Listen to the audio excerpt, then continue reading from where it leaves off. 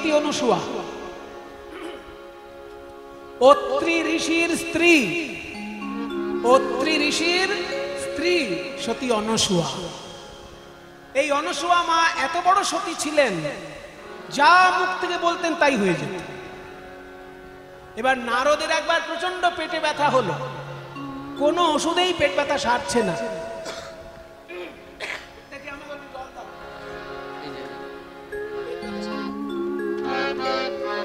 দেখি পেট ব্যথা সারে কি?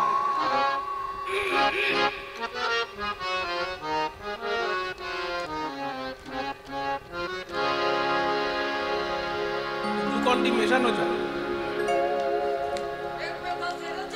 না, ওষুধ দেওয়া জল খেলাম তবু পেট ব্যথা সারল না।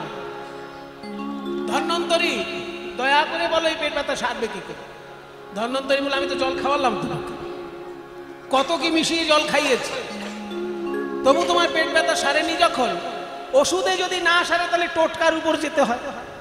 এবার টোটকা একটা বলতে পারে, বলবো টোটকা, এ হচ্ছে টাটকা টোটকা। শুনে না, পাথরের টুকরো জোগাড় করো, ছোট ছোট পাথরের, ওই যে মোরাম মোরাম যেরকম হয়, ছোট ছোট পাথরের গুড়ি, ওইগুলো নিয়ে কোনো সতী নারীর হাতে দেবে। সেই সতী নারী যদি পাথরের টুকরোকে ছোলা করে দিতে পারে, সেই ছোলা খেলে তোমার পেট ব্যথা সারবে। এবার সতী নারীর হাতে পাথরের টুকরো দিয়ে ছোলা হবে, এরকম কোথায় পাবো গো? এই মর্তধামে পাওয়া যাবে? এখানে মর্তধামে পাওয়া যাবে বলে মনে হয় না, তাহলে স্বর্গেই যাই। তাই নারদ মুনি তিনজনের কাছে গেলেন, ব্রহ্মার স্ত্রী সাবিত্রী, বিষ্ণুর স্ত্রী লক্ষ্মী, শিব ঠাকুরের স্ত্রী পার্বতী, তিনজনের কাছে গিয়েছে। মা, আমার এই পাথরের টুকরোগুলোকে ছোলা করে দাও মা। তখন পার্বতী রেগে গিয়ে বলছে, নারদ, যত উদ্ভট কাজ নিয়ে তুমি আমাদের কাছে আসো, পাথরের টুকরো কখনো ছোলা হয়? তাহলে হিমালয়ে এত পাথর পড়ে থাকতো আজ অব্দি, সব ছোলা করে দিতাম, লোকে খেয়ে বাঁচতে দিত। লক্ষ্মী ঠাকুর বলছে, আমি শ্রী বিষ্ণুর চরণ সেবায় এত ব্যস্ত, অন্য কাজ আমার দ্বারা সম্ভব না। সাবিত্রীও বলছেন যে ব্রহ্মা এখনই যজ্ঞ করবেন, সব আমাকে ব্যবস্থা করে দিতে হবে, আমিও সব ছোলা টোলা করতে পারবো। সবাই অজুহাত দিকে এক একটা করে কাজ, কেউ পাথরের টুকরোকে ছোলা করলো না। শেষকালে বড় সতীর নাম শুনেছে নারদ, অত্রি ঋষির স্ত্রী সতী অনুসূয়া।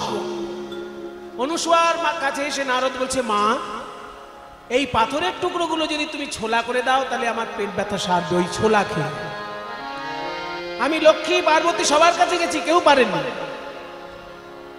তখন বললেন যে দেখো, কারোর সঙ্গে আমাকে তুলনা করো না, তবে আমি স্বামীকে এত ভালোবাসি যে আমি আমার স্বামীর নাম করে যা মুখ থেকে বলি তাই হয়ে যায়। তো তোমার যদি পেট ব্যথা সারে নারদ, এই পাথরের টুকরো এক্ষুনি ছোলা হয়ে যাক। বলার সঙ্গে সঙ্গে ওই পাথরের টুকরো হয়ে গেল ছোলা, আর সেই ছোলা খেয়ে নারদের পেট ব্যথা সেরে গেল।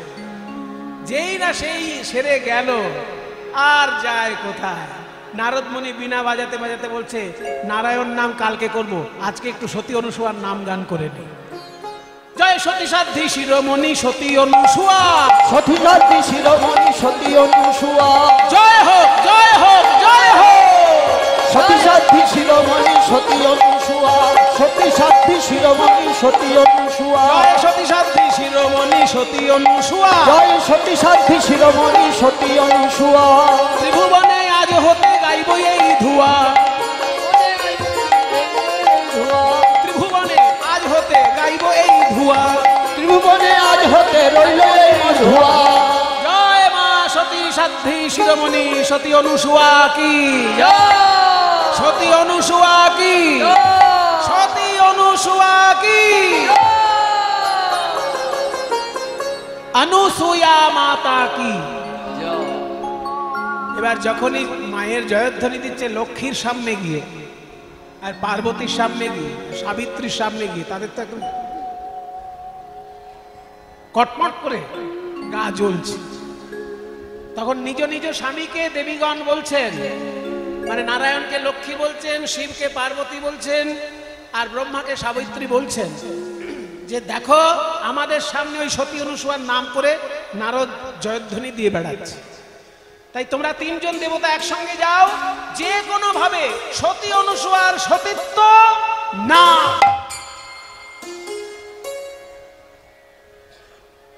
জীবনে যদি কারোর কথা আপনি না শোনেন, ঘরের মধ্যে ওই হোম মিনিস্টারের কথা কিন্তু আপনাকে শুনতেই হবে, তাই না কৃষ্ণদা? আপনার কি মত? গিন্নির কথা শুনতে হবে। এবার যখনই বলেছেন লক্ষ্মী, পার্বতী আর সাবিত্রী, ব্রহ্মা বিষ্ণু মহেশ্বরকে, তারা তিনজন ভাবছে কোন উপায়ে এই অপকর্মটি করা যায়। চিন্তা করতে করতে তিনজন দেবতা সন্ন্যাসীর রূপ ধারণ করে সতী অনুসূয়ার আশ্রমে এসেছে। সতী অনুসূয়ার আশ্রমে তিনজন সন্ন্যাসী এসেছে। ভবতি ভিক্ষাং দেহি, মা জননী ভিক্ষা দাও। আসুন দেবী ভিক্ষা দিন। মা জননী বলা যাবে না, দেবী কিন্তু সবাইকে বলা যায়। দেবী মাকেও বলা যায়, বউকেও বলা যায়। দেবী শব্দটা সবাইকে বলা যায়। দেবী ভিক্ষা দিন। এবার যখনই তিনজন সন্ন্যাসী এসে বলেছে দেবী ভিক্ষা দিন, সতী অনুসূয়া বলছেন বাবা সন্ন্যাসীগণ, আমার স্বামীর আশ্রমে তোমরা এসেছো, যা চাইবে তাই পাবে। হ্যাঁ, এত বড় অহংকার, যা চাইব তাই পাবো। তাহলে আমাদের তিনজন সন্ন্যাসীর একই মত। কি গো, তোমার মত আছে তো? আছে। আমাদের তিনজনের একই মত। এই তিনজন সন্ন্যাসীকে তুমি স্তন দুগ্ধ পান করাও। যখনই এত বড় কথা বলেছে, তখন সতী অনুসূয়া মনে করলেন এরা কি সন্ন্যাসী না ছলনাকারী কপট সন্ন্যাসী? তাহলে এইরকম প্রার্থনা কেউ করে? আমিও অত্রি ঋষির স্ত্রী, আমিও বলে দিলাম শুনুন সন্ন্যাসীগণ, আপনারা প্রকৃত সন্ন্যাসী নন, তাহলে এইরকম বাসনা পোষণ করতেন না। আপনারা কপট সন্ন্যাসী যদি হয়ে থাকেন, তাহলে আমি মুখ থেকে যা বলবো তাই কিন্তু হবে। আপনারা যা চেয়েছেন তাই পাবেন। আমি স্তনদুগ্ধ পান করাবো, কিন্তু তার আগে তিনজনই আপনারা 6 মাসের শিশুতে পরিণত হয়ে যান। 6 মাসের শিশুকে যদি কেউ স্তনদুগ্ধ পান করায়, তাতে সতীত্বের কোনো ক্ষতি হয় না, বরং মাতৃত্ব এসে দাঁড়ায়। তাই ব্রহ্মা বিষ্ণু মহেশ্বর সন্ন্যাসী রূপে এসেছিল কপটতা করতে। তিনজনেই 6 মাসের শিশু হয়ে গেল। এবার সতী অনুসূয়ার আশ্রমে দোলনায় দোল খাচ্ছে তিনজন শিশু।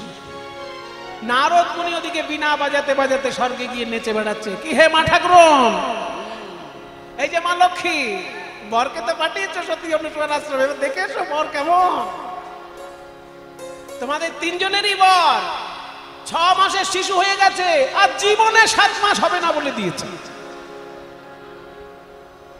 এই কথা শুনে তখন লক্ষ্মী, পার্বতী, সাবিত্রী তিনজনই এসে দাঁড়িয়েছেন সতী অনুসূয়ার কাছে, যে এত বড় সতী রূপে আপনার নাম ডাক হয়ে যাওয়াতে আমরাই ঈর্ষা কাতর হয়ে আমাদের স্বামীদেরকে আপনার কাছে পাঠিয়েছি। তারা সন্ন্যাসী রূপে আপনার কাছে এসেছিল, দয়া করে আমাদের স্বামী ফেরত দিন। সতী অনুসূয়া তো দোলনায় দোল খাচ্ছে, নিয়ে চলে যাও। না না, আপনি তো 6 মাসের শিশু করে দিয়েছেন, আবার বলেছেন নাকি 7 মাস জীবনে হবে না। বলে না, সে বলেছিলাম, তখনকার জন্য বলেছিলাম, কিন্তু এখন তোমরা যেহেতু আবার স্বামী ভিক্ষা চাইতে এসেছো, তাই তোমাদের জন্য আমি আবার বলছি, ওই তিনজন কপট সন্ন্যাসী নিজ স্বরূপে ফিরে আসুক। যেই না নিজ স্বরূপে ফিরে আসুক বলেছে, অমনি ব্রহ্মা বিষ্ণু মহেশ্বর তিনজন রূপ ধারণ করে দাঁড়িয়েছে। হাত জোর করে দাঁড়িয়ে বলছে, মা 6 মাসের শিশু রূপে আমরা তিনজন তোমার কোলে সন্তান রূপে ছিলাম এতদিন, তাই তোমার কোলে সন্তান রূপে ছিলাম, এত স্নেহ তোমার কাছে আমরা পেয়েছি মা, তোমার গর্ভে যেন আমরা সন্তান রূপে জন্ম নিতে পারি। তাই ব্রহ্মা বিষ্ণু মহেশ্বর তিনজনই মা অনুসূয়ার গর্ভে জন্ম নিয়েছিল। ব্রহ্মার পুত্র রূপে চন্দ্র, জন্মগ্রহণ করেছিল? ব্রহ্মার পুত্র রূপে না, ব্রহ্মাই পুত্র রূপে চন্দ্র রূপে জন্মগ্রহণ করেছিল সতী অনুসূয়ার গর্ভে। আর বিষ্ণু দত্তাত্রেয় ঋষি রূপে জন্মগ্রহণ করেছিলেন, দত্তাত্রেয় ঋষি রূপে জন্মগ্রহণ করেছিলেন।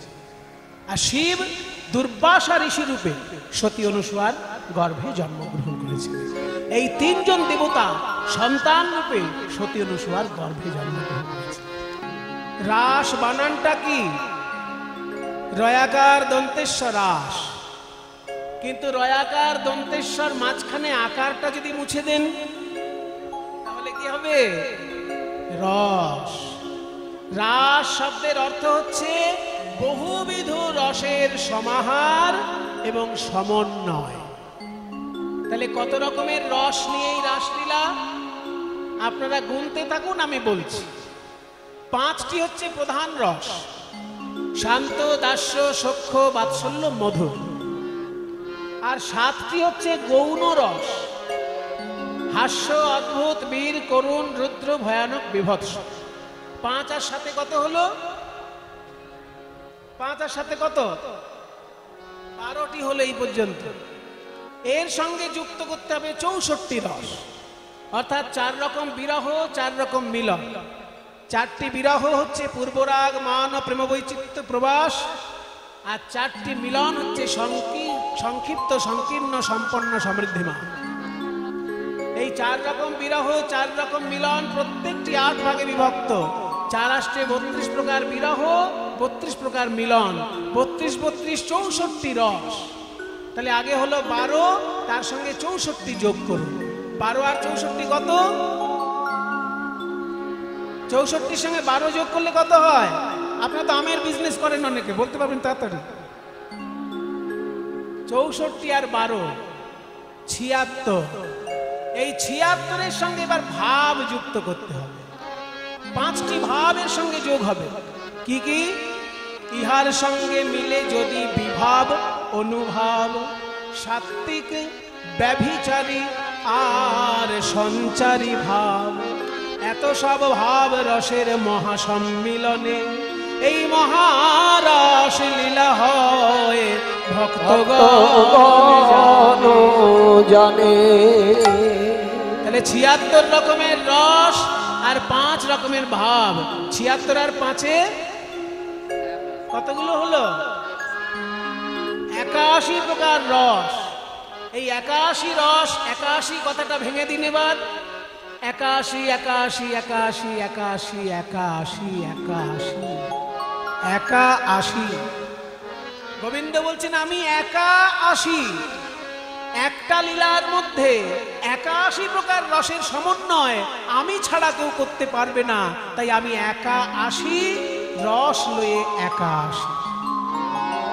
গোবিন্দ যেমন একাই আসেন 81 রকমের রসের সমন্বয় দেখাতে, তেমনি ভক্ত বলছে হে গোবিন্দ আমরা যে একাই আসি, একাই আসি, আমরা একাই আসি, একাই আসি, আমরা একাই আসি আর একা ফিরে যাই। আমাদের সঙ্গে তো কেউ যাবে না। আমরা একাই আসি আর একা ফিরে যাই, সঙ্গে তো কেউ যাবে না। আমরা একাই আসি আর একা ফিরে যাই, সঙ্গে তো কেউ যাবে না গো। আমরা একাই আসি, একাই আসি। তাহলে 81 রকমের রস, লীলা একটা, রস 81, তার নাম রাসলীলা। তা আমরা কি সত্যি সত্যি রস পাই? কেউ যদি আমরা রস পাই তাহলে কি এত ছুটাছুটি করি? মনে করুন যে ভ্রমর রস পায় না সে ভন ভন ভন ভন ভন ভন ভন ভন ভন নানান আওয়াজ করে, কিন্তু যে ভ্রমর রস পান শুরু করে সে আর আওয়াজ করতে পারে? তাহলে আমরা তো রস পাইনি, সেই জন্যই আওয়াজ করছি। রসটা পাচ্ছি না কেন? 81 রকমের রস রাসে, অথচ আমি একটাও রস পাচ্ছি না কেন? 80টা বাদ দিয়ে দিলাম, একটা পাই, তাহলেই তো জীবন ধন্য। বলছে রস আর তুমি এই দুজনের মাঝখানে আকার ঢুকে আছে। র মানে রাধা, স মানে কৃষ্ণ, মাঝখানে আকার, সেই জন্যই তো রস হচ্ছে না, রাস হয়ে থাকছে। র মানে জীবাত্মা, স মানে পরমাত্মা, মাঝখানে একটা দেওয়াল তৈরি হয়েছে। এই দেওয়ালটার নাম কি? ভগবদ গীতায় শ্রীকৃষ্ণ বলছেন দৈবী হেষা গুণময়ী মম মায়া দুরত্যয়া মামেব যে প্রপদ্যন্তে মায়ামে তাং তরন্তি। হে ভক্ত, তোমার আর আমার মাঝখানে যে পর্দা দেখা যাচ্ছে, এই পর্দাটার নাম হচ্ছে মায়া। রসগোল্লা দোকানে গেলে রসগোল্লা দেখা যায়, কিন্তু রসগোল্লায় হাত দেওয়া যায় কি? একটা কাঁচ রয়েছে মাঝখানে, কাঁচের ওপারে রসগোল্লা আর কাঁচের এপাশে আমি। রস দেখতে পাচ্ছি, রসগোল্লা দেখতে পাচ্ছি, কিন্তু হাত দিতে পারছি না, কারণ কাঁচ কাঁচ রয়েছে। তেমনি রাসলীলায় রস আছে, আমি নিতে পাচ্ছি না, কারণ মাঝখানে মায়ার পর্দা রয়েছে। তাই বাংলার কবি রজনীকান্ত প্রার্থনা করেছেন ভগবানের কাছে যে হে ভগবান, তোমার আমার মাঝখানে যে কালা পর্দা, এখানে কালা মানে কালো নয়, কালা মানে যে শুনতে পায় না। আমি কতবার বলছি ওরে পর্দা তুই সর, পর্দা তুই সর, সরছে না, তুমি সরিয়ে দাও। আমরা বাংলায় বলছি কালা পর্দা, একটু শুদ্ধ বাংলায় বলা হবে বধির যবনিকা।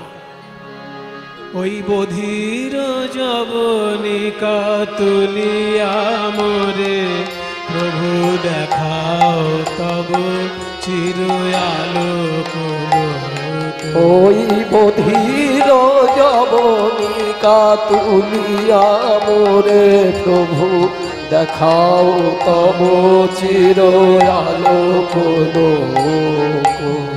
পারে সবই ভালো কেবলই সুখ আলো, এপারে শুধু ব্যথা আধার শোক। ওই বধির যবনিকা তুলিয়া মোরে প্রভু দেখাও তব চির আলোক। মাঝে দুস্তর কঠিন প্রান্তর শ্রান্ত পথিকের বলিছে সর সর। মাঝে দুস্তর কঠিন প্রান্তর শ্রান্ত পথিকের বলিছে সর সর।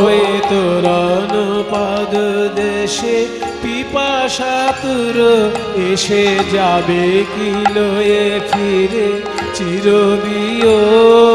ওই বধির যবনিকা তুলিয়া মোরে প্রভু দেখাও তব চির আলোক। মিষ্টির দোকানে ওপাশে রসগোল্লা, এপাশে আমি, মাঝখানে কাঁচ। ঠিক তেমনি রাসলীলায় ওপাশে রস, এপাশে আমি, মাঝখানে মায়া। ওই জন্য র একদিকে, দন্তেশ্ব একদিকে, মাঝখানে আকার।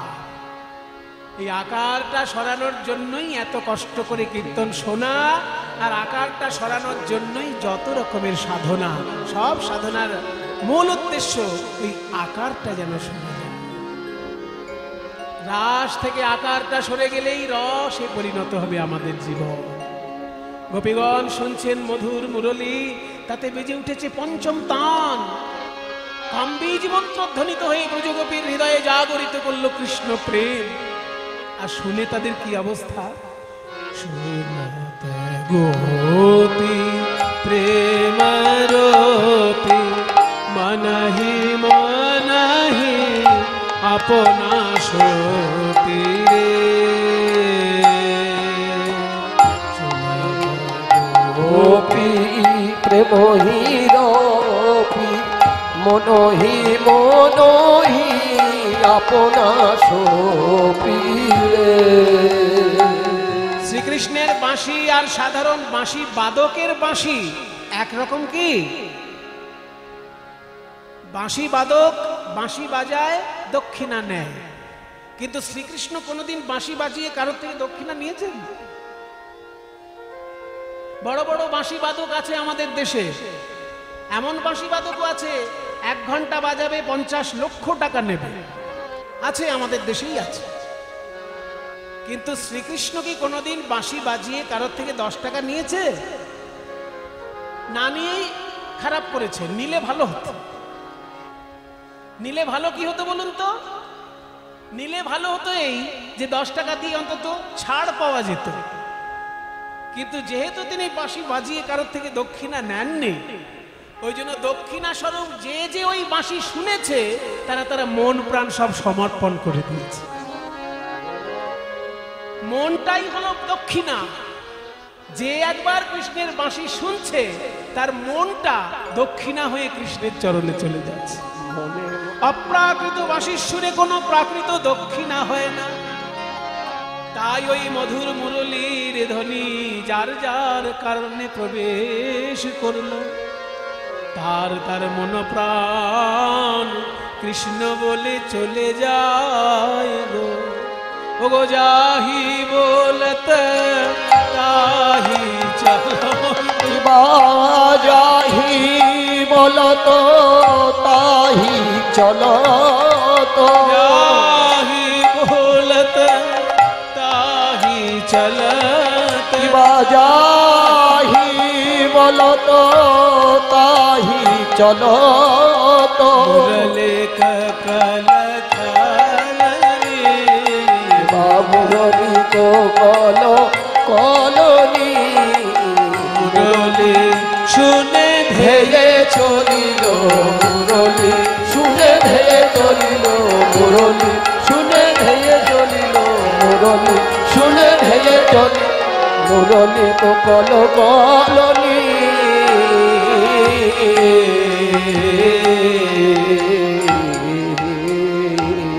বাড়িতে গুরুজন ঘুমাচ্ছে, তাই কৃষ্ণের বাঁশি শুনে গোপীগণ ছুটে চললেন। কিন্তু সবার বাড়িতে তো আর গুরুজন ঘুমায় না।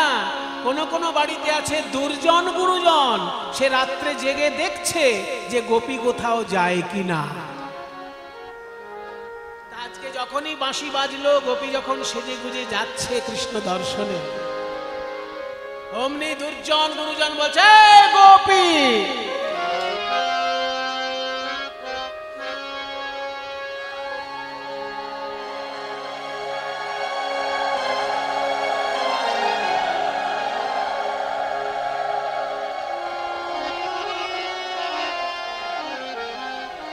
इतनी आधी रात में कहां जाओगी?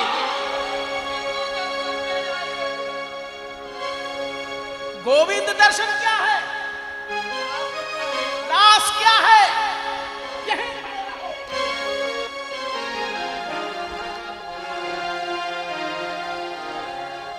क्या चीज? গোয়াল ঘর থেকে গরু বাঁধা দড়ি নিয়ে আয়, ওই গরু বাঁধা দড়ি এনে গোপীকে বেঁধে রাখ, সম্মান সব ধুলোয় লুটিয়ে দেবে। একটা রাখাল ছেলে বাঁশি বাজিয়েছে আর ইনি সেজে গুজে রাত্রে বেলায় চললেন। যখনই দড়ি দিয়ে বেঁধে রাখলো গোপীকে আষ্টে পৃষ্ঠে, তখন গোপী কেঁদে কেঁদে বলে,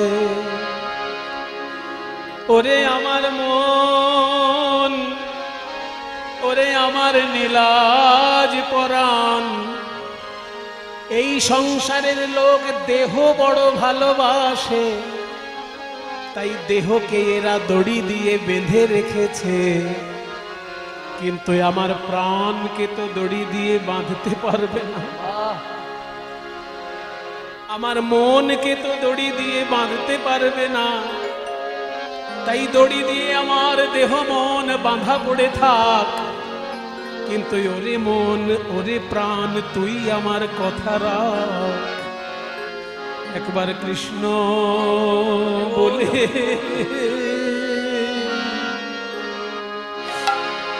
প্রাণ তুই চলে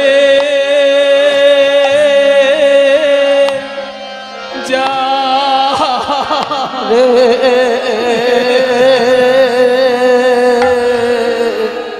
প্রাণ কৃষ্ণ কৃষ্ণ বলে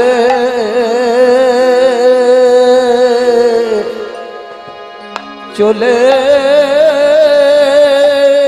যা রে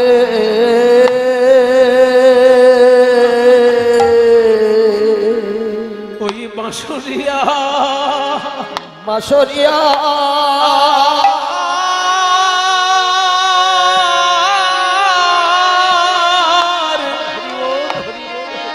বাঁশরিয়ার শ্রী চরণে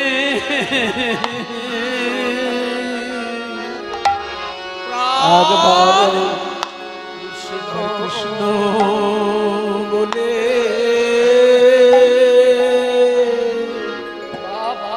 প্রাণ তুই চলে যা রে ওরে নীলাজ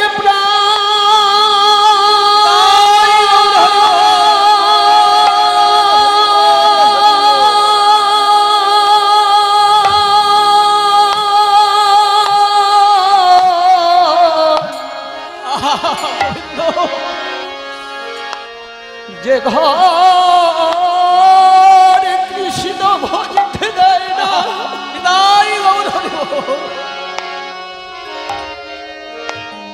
সেই ঘরে থেকে আর কি হবে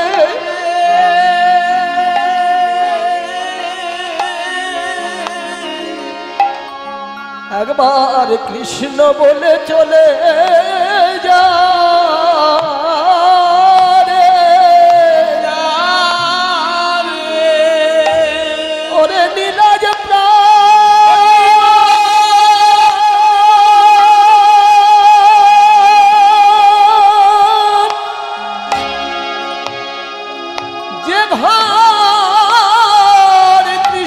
ভজতে দেয় না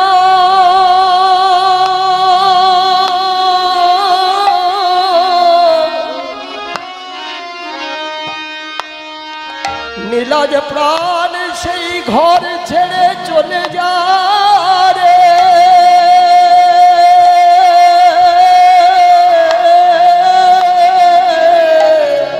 প্রাণ আমি ওই বাঁশরিয়ার শ্রীচরণ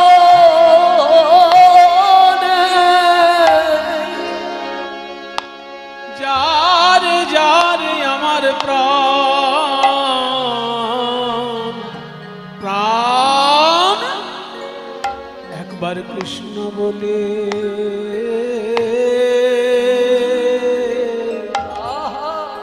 প্রাণ তুই চলে যা রে বলি যে ঘর কৃষ্ণ ভজতে দেয় না সেই ঘরে থেকে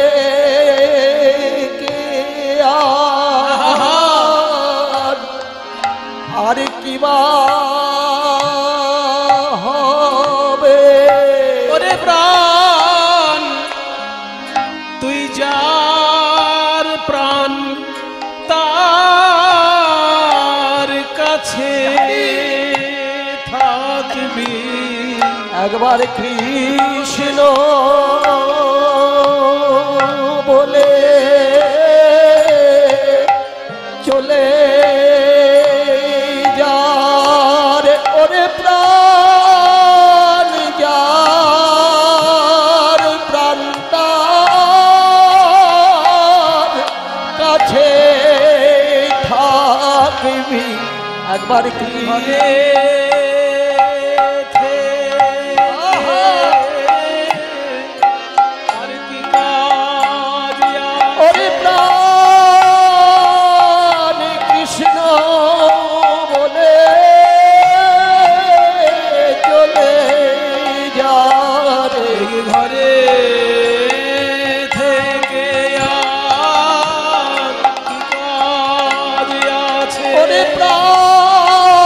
কৃষ্ণ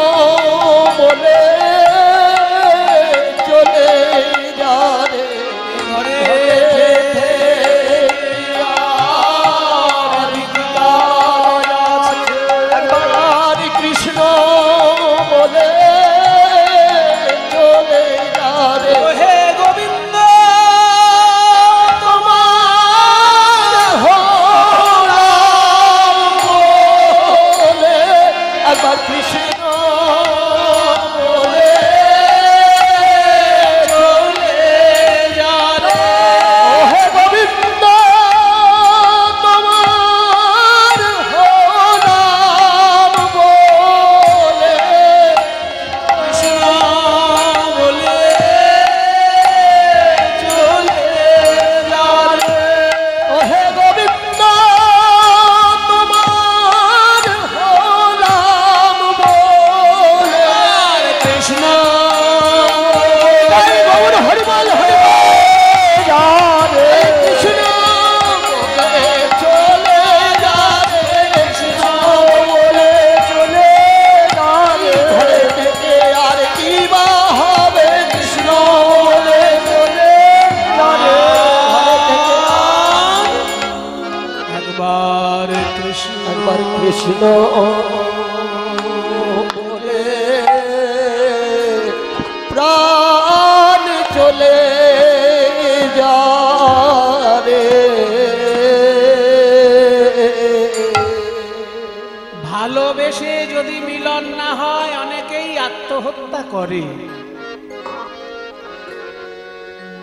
ভালোবেসে যদি মিলন না হয় অনেকেই আত্মহত্যা করে, কিন্তু তার জন্য বিষ খেতে হয়, কিংবা গলায় দড়ি দিতে হয়, কিংবা রেল লাইনে মাথা দিতে হয়।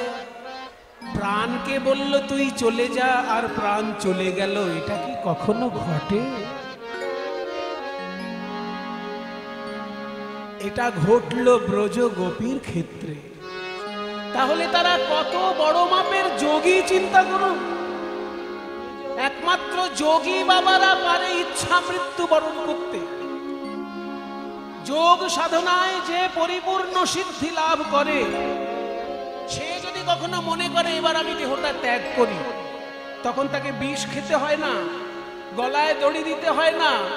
সে শুধু যোগের প্রক্রিয়া অবলম্বন করেই প্রাণটা ছেড়ে দিতে পারে। তার প্রকৃষ্ট উদাহরণ হচ্ছেন ভীষ্ম। ভীষ্ম ইচ্ছা মৃত্যুবরণ করেছিলেন। যেদিনকে মরব মনে করেছেন সেদিন মরেছেন। তাহলে ইচ্ছা মৃত্যু কার সম্ভব? খুব বড় ধরনের যোগী হলে তবে। যেমন ভীষ্ম পেরেছিল, সেই রকম ব্রজ গোপীগণ এত উচ্চ মানের যে তারা বলল যে দেহ কৃষ্ণ সেবা করতে পারছে না, এই সংসারে দড়ি দিয়ে বেঁধে রেখেছে, ওরে দেহ তুই ঘরে থাক, ওরে আমার প্রাণ তুই কৃষ্ণ বলে চলে যা। আর সত্যি সত্যি সেই গোপীর প্রাণ দেহ ত্যাগ করে চলে গেল। এই না হলে ব্রজ প্রেম, এই ব্রজ প্রেমকে সাধারণ জগতের প্রেমের সঙ্গে তুলনা করা যায় না। কারণ জগতের প্রেমে আত্মহত্যা করতে গেলে গলায় দড়ি দিতে হবে, কিন্তু ব্রজ প্রেমে ব্রজগোপী বলল আমার প্রাণ তুই চলে যা, আর দেহ ত্যাগ করে প্রাণ চলে গেল। এই হলো ব্রজ গোপী। তাদের সঙ্গে অলিগলির প্রেমিকাকে গুলিয়ে ফেলবেন না। ব্রজ গোপী হচ্ছে ব্রজ গোপী। যখন এইভাবে শুনলেন শুনতে গোপী প্রেম রূপী মনহি মনহি আপনা সোপি যাহি বলতে তাহি চলতে মুরলিকা কলকল। যারা ঘর ছেড়ে যেতে পারলো ঘর ছেড়ে গেল, যারা ঘর ছেড়ে যেতে পারলো না তারা দেহ ত্যাগ করে গেল। বিসুরি গে নিজ দেহ, বিছুরি গে হো নিজ দেহ, এক নয়নে কাজর রে হো রে। বিছুরি গে হো নিজ দেহ, এক নয়নে কাজর রে হো রে।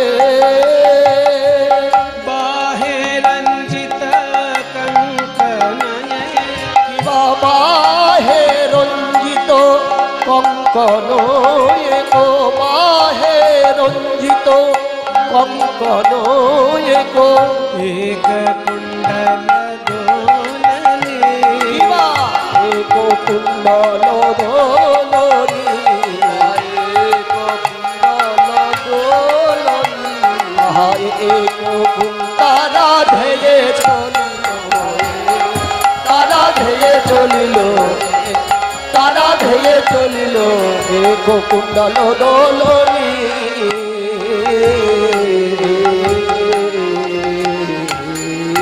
শিথিল ছন্দ নিবিক বন্ধ শিথিল ছন্দ নিবিক বন্ধ বেগে অতি ধাবত যুবতী বৃন্দরে কিবা শিথিল নিবিক বন্ধ বেগে ধাবত যুবতী বৃন্দরে আহা খসত বসন রসন চোলি খসত বসন রসন চোলি যা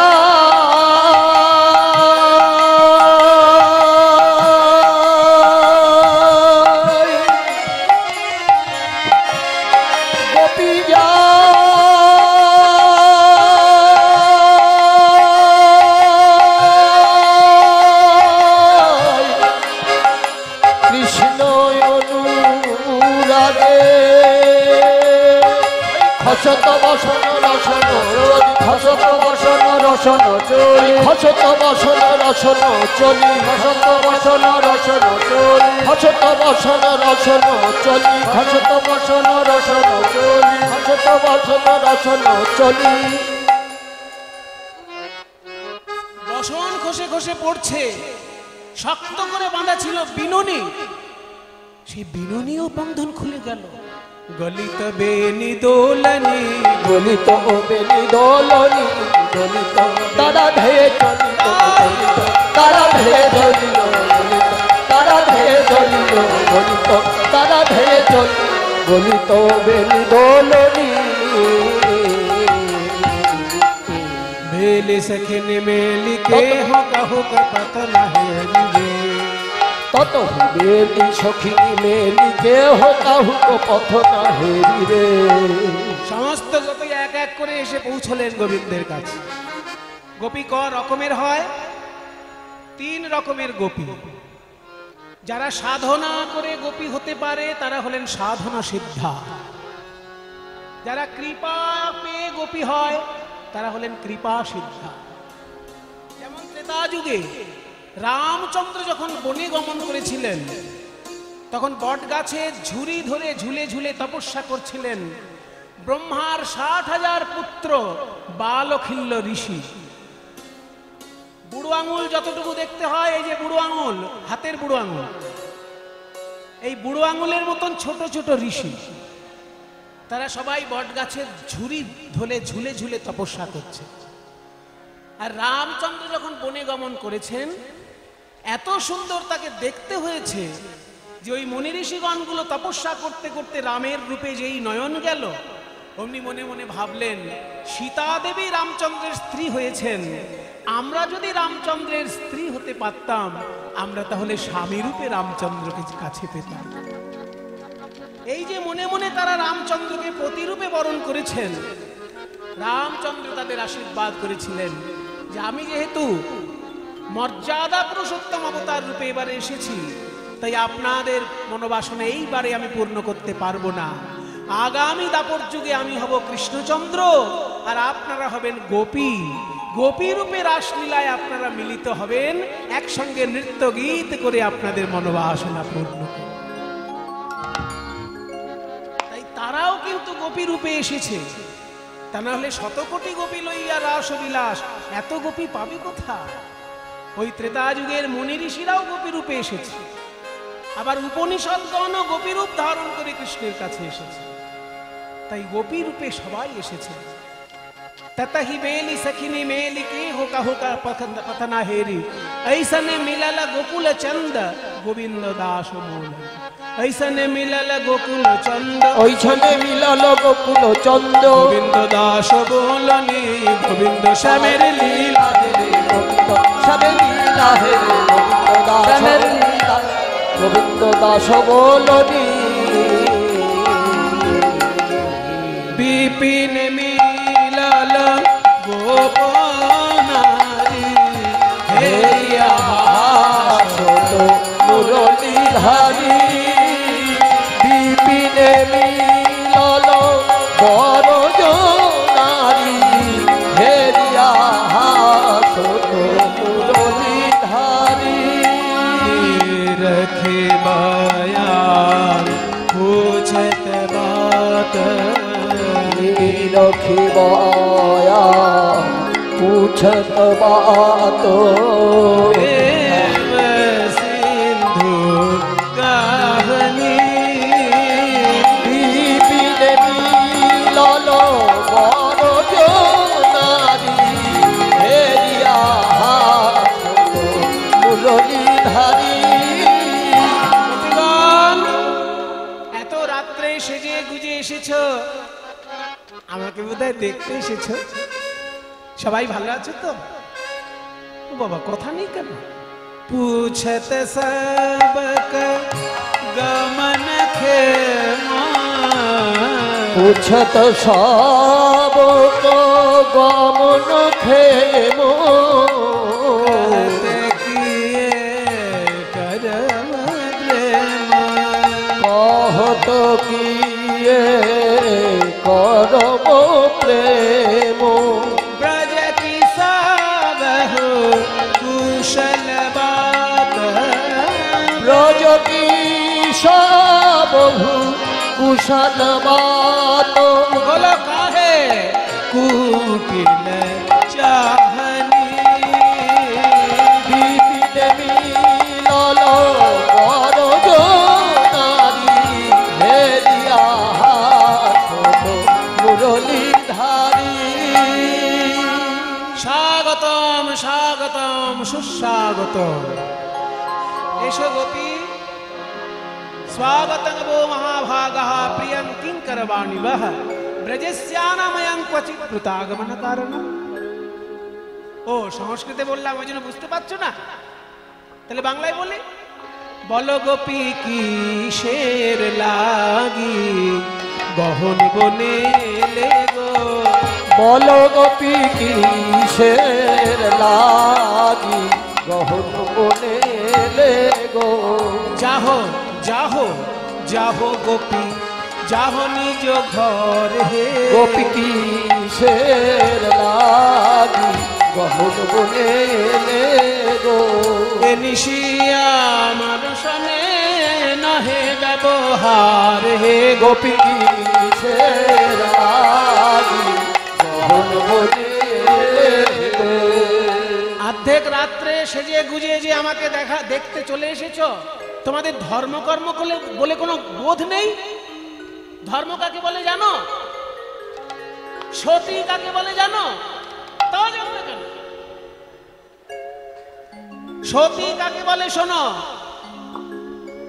যদি হয় সুন্দর পুরুষ যুবক, আবার সর্বগুণ আশ্রয়, যদি হয় সুন্দর পুরুষ যুবা সর্বগুণাশ্রয় তবু পরপতি অভিলাষ সতী ধর্ম নয়। পরপতি অভিলাষ সতী ধর্ম নয়। পরপতি যদি সুন্দর হয়, যুবক হয়, সর্বগুণের অধিকারী হয়, তবু তাকে অভিলাষ করা উচিত নয়। এটাই সতী ধর্ম। সতী অনুসূয়ার কথা শুনেছ? সকালে উঠে প্রণাম করতে হয় তার নামে। বসো এইখানে, তুমিও বসো। প্রতিদিন মা সতী অনুসূয়ার নামে প্রণাম করতে হয়। শুনলে তোমরা? এই হচ্ছে সতী সাধ্বী শিরোমণির কথা। আর অর্ধেক রাত্রে তোমরা সেজে গুজে আমাকে দেখতে এসেছো। যখনই এই কথা বলেছে, গোপীগণ গোবিন্দের মুখে এত বড় বজ্রবাণী শ্রবণ করে অধোবদনে মনোদুঃখে পায়ের বুড়ো আঙুলের নখ দিয়ে মাটি খুঁড়ছে। মাটি তো খোঁড়া নয়, যেন বলছে ওগো মা ধরিত্রী, সীতা দেবী যখন পাতাল প্রবেশ করেছিল তুমি দুই ভাগ হয়ে গেছিলে, তুমি আজকে আরেকবার দুভাগ হয়ে যাও। কৃষ্ণের বাক্যবাণ আমরা সইতে পাচ্ছি না, আমরা পাতাল প্রবেশ করতে চাই। ও ছল বচন বচন কহল যাব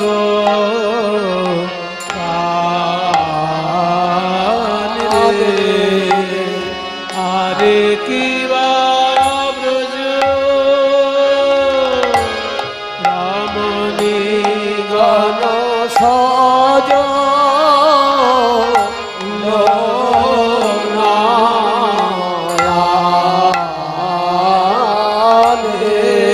আরে কি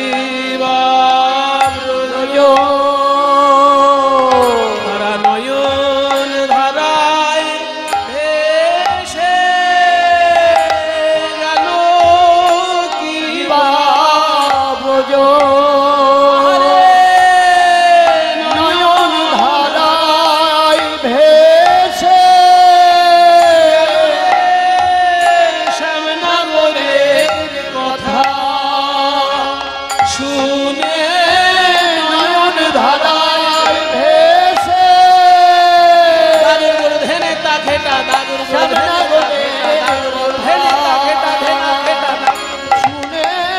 নয়ন ধারায় ভেসে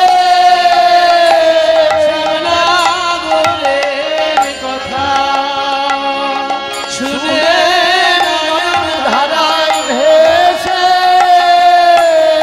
আরে কি ব্রজ রমণী গণ সজ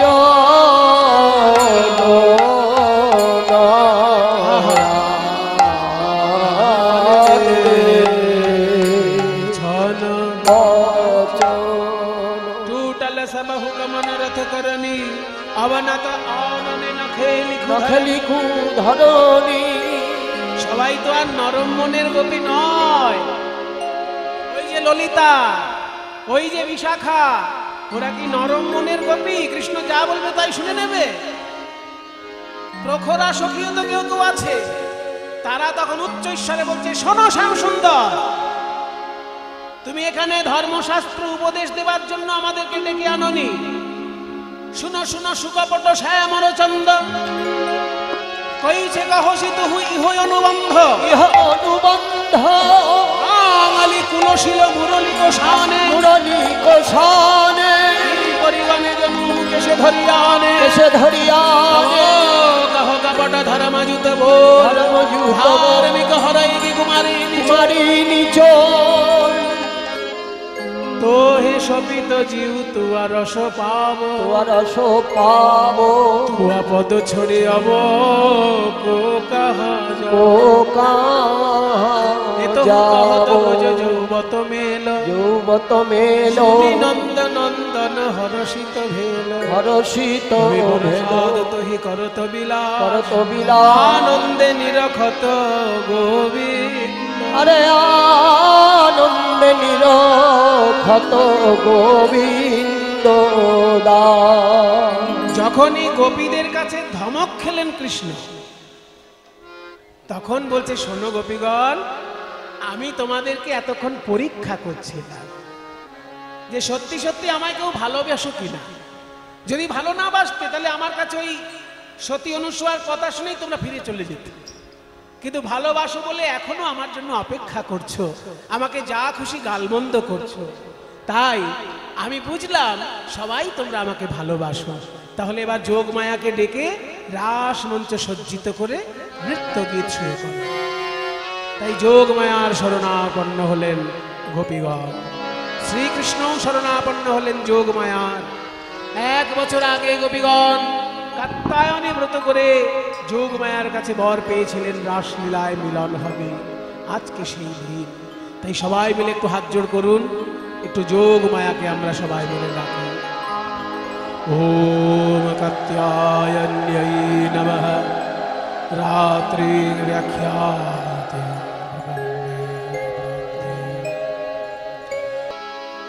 1 বছর আগে গোপীদেরকে দেখা দিয়ে বলেছিলেন রাসলীলায় তোমাদের মনোবাসনা পূর্ণ হবে। আজকে আবার সেই রাস মঞ্চ সাজিয়ে দিচ্ছেন যোগ মায়া, নৃত্য গীত শুরু হবে তাতে। কান্ত ভাগবতে বলছে, তত্রাতি শিশুবে তাভির ভগবান দেবকী সুতঃ, মানে গোপীদের সঙ্গে শ্রীকৃষ্ণের শোভাটি কেমন হয়েছে না, মধ্যে মণিনাং হৈমানাং মহামরকতো যথা, চারিদিকে সোনা আর মাঝখানে যদি নীল পাথর থাকে যেমন শোভা, তেমনি মাঝখানে কৃষ্ণ, চারিদিকে সোনার গোপী, যেন মণিকাঞ্চন যোগ লেগেছে। কাঞ্চন মণি মণিগণ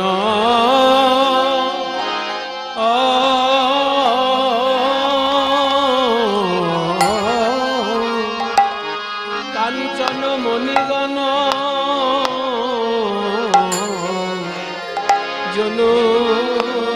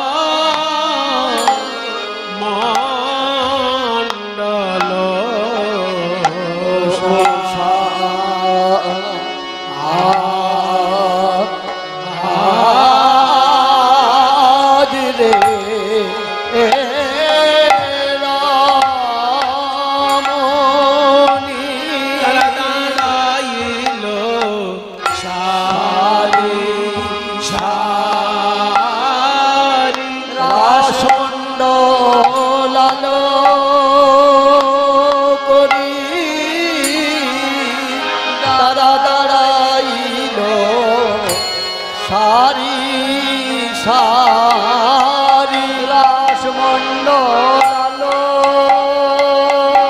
করি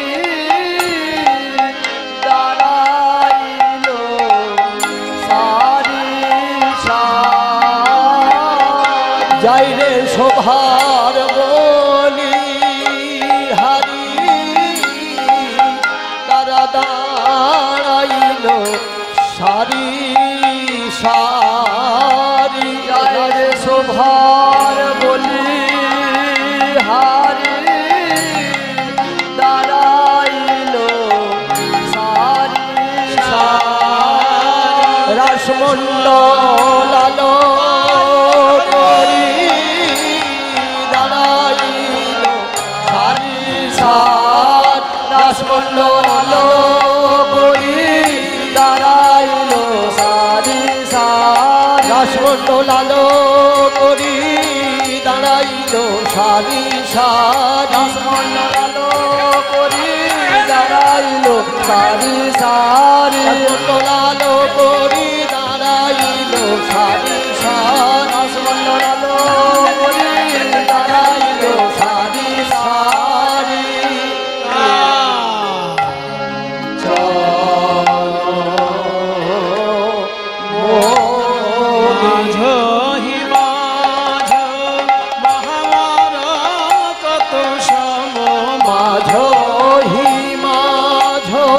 মহামর কত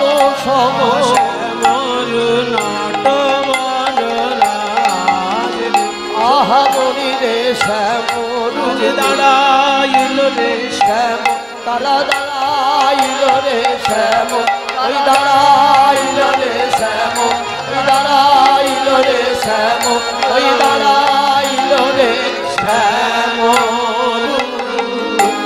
নত বড় রাজ রে ধনি ধনি অপরূপ রাস বিহার ধনি ধনি অপরূপ রাস বিহার ধনি ধনি অপরূপ রাস বিহার ধনি ধনি অপরূপ রাস বিহার ধনি ধনি ধীর বিজুরি সয়ে চঞ্চল জলধর শিরোরি খায়ে অনুবার রসবরি খায়ে অনুবার মানেগুলো বুঝে নিন। ধীর বিজুরি মানে স্থির বিদ্যুৎ, বিদ্যুৎ যেন স্থির হয়ে দাঁড়িয়ে আছে, আর মেঘ যেন চঞ্চল হয়ে নৃত্য করছে। তার মানে কোন গোপী স্থির হয়ে দাঁড়িয়ে রয়েছেন ভঙ্গি করে, আর শ্রীকৃষ্ণ কালো মেঘের মতো চারিদিকে ঘুরে ঘুরে নৃত্য করছে। এবার বলছে কত কত চাঁদ ও তিমির উপর বিলসন, চাঁদ আর অন্ধকারে যেন খেলা করছে। চাঁদ হচ্ছে ব্রজগোপীর বদন, আর অন্ধকার হচ্ছে শ্রীকৃষ্ণ।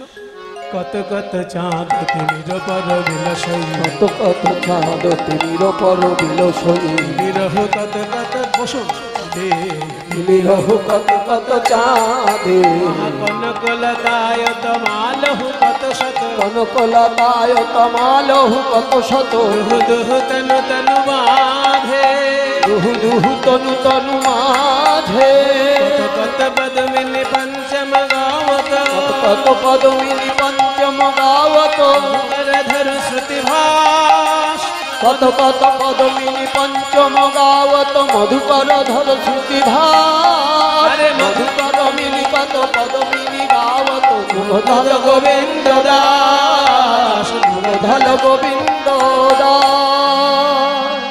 রাস নৃত্য যখনই শুরু করেছেন প্রাণ গোবিন্দ, হঠাৎ কি মনে হলো, বসো, সকল গোপীকে ত্যাগ করে শুধু রাধারানীকে আলাদা করে নিয়ে নির্জনে গেলেন। একটু মহারাসের অংশ উল্লেখ করব। রাধারানীকে শুধু আলাদা করে নিয়ে নির্জনের দিকে গেলেন, আর যখন বাগানে বাগানে ঘুরছেন রাধারানীকে নিয়ে, হঠাৎ রাধারানী বললেন, আমি আর চলতে পারছি না, তোমার যা মনে হয় তুমি তাই করো কৃষ্ণ। অর্থাৎ বলার উদ্দেশ্য হলো, পারলে তুমি আমাকে কাঁধে নিয়ে চলো। তখন শ্রীকৃষ্ণ দেখলেন সব গোপীকে বাদ দিয়ে শুধু রাধারানীকে আলাদা করে এনেছি বলে রাধারানীর বোধহয় অহংকার হয়ে গেছে। মায়েরা মায়েরা দাঁড়িয়ে পড়লেন কেন? বসুন, এখনো শেষ হয়নি, নাচের গান সবে শুরু হলো, আর আপনার ভাবলেন বোধহয় এক্ষুনি শেষ হয়ে যাবে, আগে থেকে উঠে নিলে ভিড়ের মধ্যে যেতে পারবো। বসুন বসুন, ও ঠাকুমা বসে যাও, বসে একটু পরে যাবে, বসো। যখনই রাধারানীকে আলাদা করে নিয়ে শ্রীকৃষ্ণ যাচ্ছেন, রাধারানী যখনই অহংকার প্রকাশ করলেন, অমনি রাধারানীকেও কৃষ্ণ ত্যাগ করলেন। এই যে সকল গোপীকে কৃষ্ণ ত্যাগ করে আড়ালে লুকিয়ে গেলেন, সব গোপী এবার কৃষ্ণ বলে কাঁদতে লাগলেন। এই অংশটার নামই মহারাস। আমাদের ধারণা মহারাস মানে রাসলীলায় যদি গায়ক 1 ফুট নাচে, 1 ফুট লাফায়, তাহলে মহারাস মানে বোধহয় 3 ফুট উপরে লাফাবে।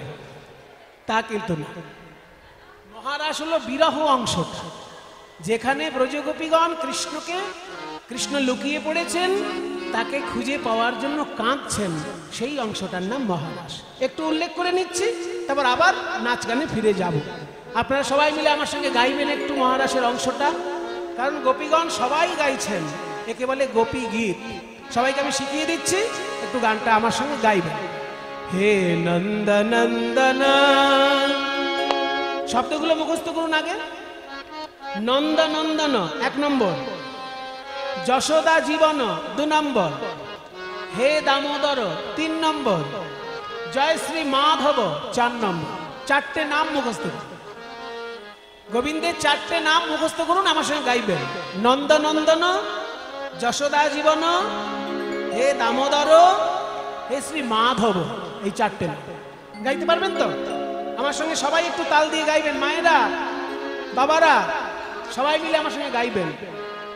হে নন্দনন্দন, যশোদা জীবন, হে দামোদর,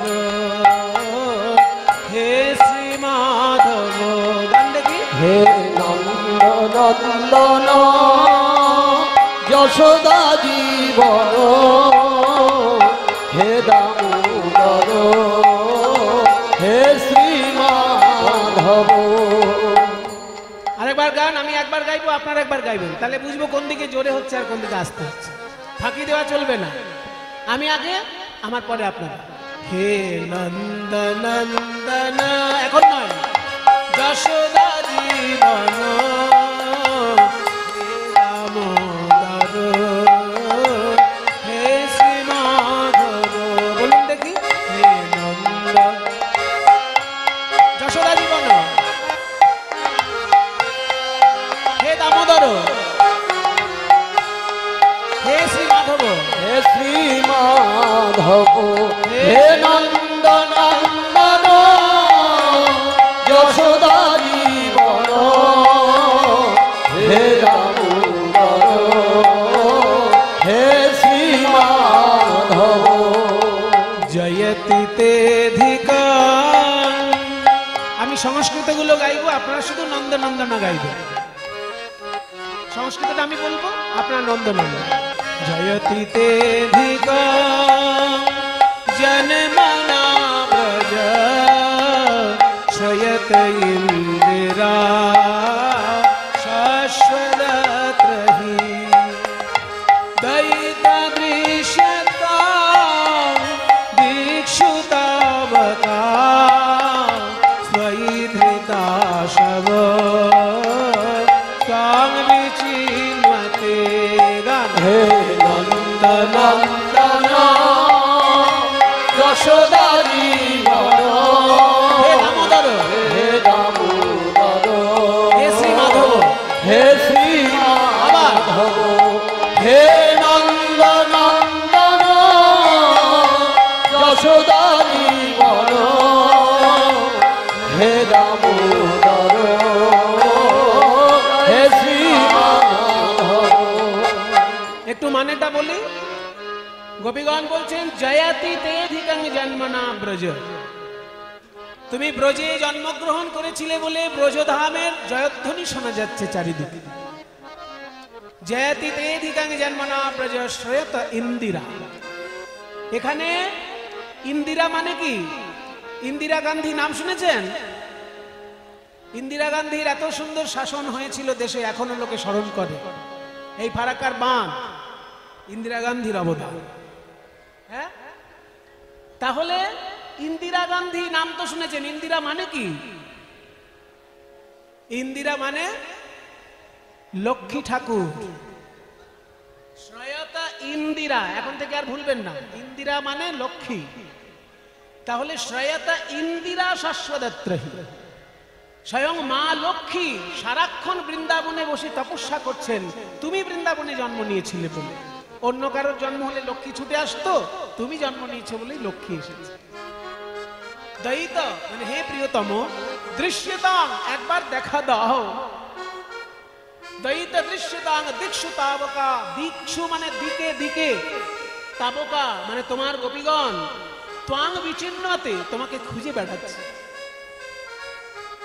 বলছে আরো কাঁদো, আরো কাঁদো, তুমি তো দেখা দেবো। আমাদেরকে কাঁদাবে তুমি? আমরা কাঁদতে কাঁদতে যদি মরে যাই দায় কে নেবে? তাহলে তোমার কিন্তু পাপ হবে। শরদুদাশয়ে সাধু জাত সাত সরসুজোদর শ্রীমুষাদিশা সুরতনাথতে অশুলিত রাশিকা বরদনিঘ্নতো নেহ কিংবধন। হে নন্দনন্দন যশোদা জীবন, হে দামোদর, হে শ্রী মাধব, হে নন্দনন্দন যশোদা জীবন, হে দামোদর, হে শ্রী মাধব। শরদ উদাসে, শরৎ মানে শরৎকাল, উদাসয় উদ মানে উদক, উদাসয় মানে জলাশয়। শরৎকালের জলাশয়ে সুন্দরভাবে যে পদ্ম ফুলটি ফোটে,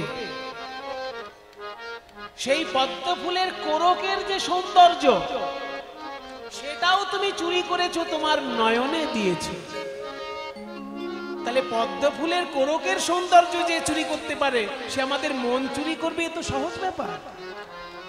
শরদ উদাস হয়ে সাধু জাত সৎসর শ্রী উদর শ্রীমুষাদৃশা সুরতনাথ, হে মদন দেবতার অধিপতি, তে অশুল্ক দাসিকা, আমরা তোমার বিনামূল্যের দাসী। যদি তোমার নাম করে আমরা মরে যাই, এই মৃত্যুর দায় কি তোমার উপর বর্তাবে না? শুধু কি ছুরি তলোয়ার এই দিয়ে মারলেই মারা হয়? দর্শন না দিয়ে যে মারা, সেটাও তো একটা হত্যা। বরদা নিঘ্নাত নেহা কিং বধা, এই যে দেখা না দিয়ে যে আমাদেরকে মারছো, এটাও কি মারা নয়? विषजलाप्ययात् वर्षमारुतात् वृषमयात्मजा विश्वतो भयात् वृषमयात्मजा विश्वतो भयात् वृषभते वया रक्षितामुः। बोलुन। हे नंद नंदन যশোদা জীবন হে দামোদর হে শ্রী মাধব হে নন্দ নন্দন যশোদা জীবন হে দামোদর হে শ্রী মাধব। বলছে বারবার তুমি আমাদেরকে বাঁচিয়েছো আর এখন অদর্শন দিয়ে মারবে। বারবার বাঁচিয়েছি কিরকম? বলছে কেন? তুমি তো বারবার বাঁচিয়েছো। বৃষময়াত্মজাত বিশ্বতো ভয়াত। যখন আমাদের ঝড় বৃষ্টি হয়েছিল তখন তুমি গিরি গোবর্ধন ধারণ করে বাঁচিয়েছো। কালিয়নাগ যখন আমাদেরকে কষ্ট দিচ্ছিল তুমি কালিয়নাগকে দমন করে বাঁচিয়েছো। বারবার আমাদের বাঁচিয়েছো আর এখন মারবে। বলে দেখো বারবার বাঁচিয়েছি, ব্রজবাসী আমার মাকেও তো বাঁচাতে হবে, সেই জন্য বাঁচিয়েছি। এই গিরি গোবর্ধন ধারণ যখন করেছি আমার মাকেও তো বাঁচাতে হবে, সেই জন্য আমি বাঁচিয়েছি। এবার তার মধ্যে তোমরাও যদি বেঁচে যাও আমার কি করার আছে? বলি বাবা এইভাবে কথা বলছো, তাহলে তুমি কি শুধু মায়ের ছেলে হিসেবেই এসছো? এই গোপীগণ কি তোমার কেউ নয়? নখলু গোপিকা নন্দন ভবান अखिल देहि नाम अंतरात्मा विखल सार्थितो विश्वगुप्तये सखयु देवान सात्वतां कुलेगान। हे नंद नंदन যশোদা জীবন হে দামোদর হে শ্রী মাধব হে নন্দ নন্দন যশোদা জীবন হে দামোদর হে শ্রী মাধব। না খালু গোপিকা নন্দন ভবান।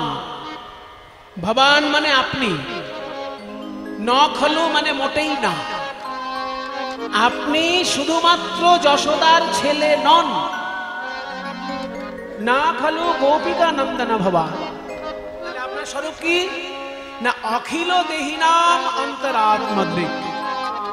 আপনি সমস্ত জীবেরই অন্তরাত্মা, বিঘ্নসার্থিত, ব্রহ্মার দ্বারা প্রার্থিত হয়ে বিশ্বগুপ্তায়ে এই জগৎকে রক্ষা করার জন্য উদয়বান আপনি উদয় হয়েছেন সাত্বতাঙ্কুলে, সৎ বংশে। তাহলে আমাদেরকে বাঁচাবেন না? বলে ঠিক আছে, বাঁচাতে গেলে কি করতে হবে? বলে আপাতত আমাদেরকে আপনার ওই কর স্পর্শ করান। বিরচিতা ভয়ম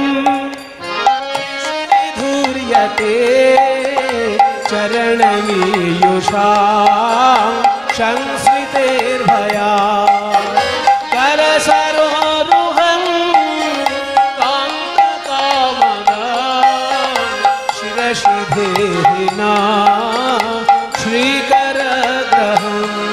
হে নন্দ নন্দন যশোদা জীবন হে দামোদর হে শ্রী মাধব হে নন্দ নন্দন যশোদা জীবন হে দামোদর হে শ্রী মাধব। বিরচিতা ভয় বলছে হাতটা আমাদেরকে একবার ছোঁয়াও। বড় বিরহ তাপ, এই বিরহ তাপ দূর করো তোমার ওই কর সরোরুহম। কর মানে হাত, আর সরোরুহ মানে সরোবরে যার জন্ম হয় অর্থাৎ পদ্মফুল। তোমার কর কমল আমাদের হৃদয়ে স্পর্শ করো, বিরহ তাপ দূর করো। এবার কর কমল কেমন? বলছে বিরচিতা ভয়ম। অভয় দান করে যে করো কমল। বৃষ্টি ধৈর্যতে চরণামিয়ুষ সংস্কৃতের ভায়া।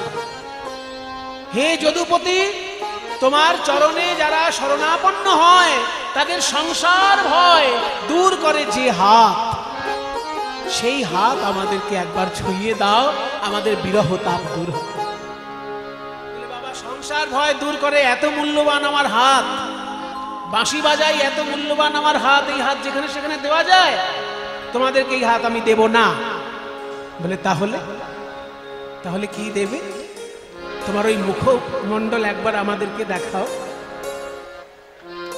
প্রণত দেহিনা পাপদর্শনম তৃণচরানুগাম শ্রীনিকেতনম ফণিফণার্পিতম ते पदाम्बुजं तृणकुचेषुना कृन्धिरीच्छयं हे नन्दनन्दन यशोदा जीवन हे दामोदर हे श्रीमाधव हे नन्दनन्दन यशोदा जीवन हे दामोदर हे श्रीमाधव।